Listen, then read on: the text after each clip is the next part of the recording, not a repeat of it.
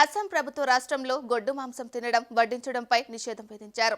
ఆ రాష్ట్ర ముఖ్యమంత్రి హేమంత బిస్వా శర్మ మాట్లాడుతూ ఏ రెస్టారెంట్, హోటల్ లేదా పబ్లిక్ ఫంక్షన్లో గొడ్డు మాంసం వడ్డించరాదని లేదా తినకూడదని నిర్ణయం తీసుకున్నాం అని అన్నారు.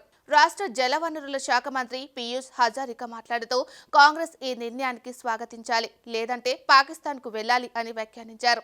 అయితే దీనిపై కాంగ్రెస్ స్పందించలేదు.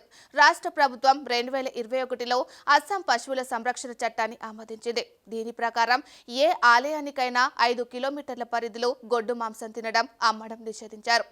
అయితే అస్సాం కేబినెట్ ఇప్పుడు ఈ నిర్ణయాన్ని విస్తరించింది. అస్సాంలోని సంగూరి అసెంబ్లీ స్థానానికి నవంబర్ 13న ఉప ఎన్నిక జరిగింది.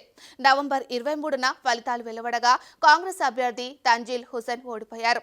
బీఫ్ను బీజేపీ విభజించిందని తండీల్ తండ్రి కాంగ్రెస్ ఎంపీ రకీబుల్ హుసేన్ ఆరోపించారు. నవంబర్ 30న సీఎం శర్మ స్పందిస్తూ కాంగ్రెస్ నాకు లిఖితపూర్వకంగా సూచన ఇస్తే రాష్ట్రంలో గోమాంసాన్ని నిషేధించడానికి నేను సిద్ధంగా ఉన్నానని అన్నారు. కాంగ్రెస్ నుంచి ఎలాంటి సమాధానం రాకముందే గోమాంసాన్ని నిషేధిస్తూ శర్మ నిర్ణయం తీసుకున్నారు.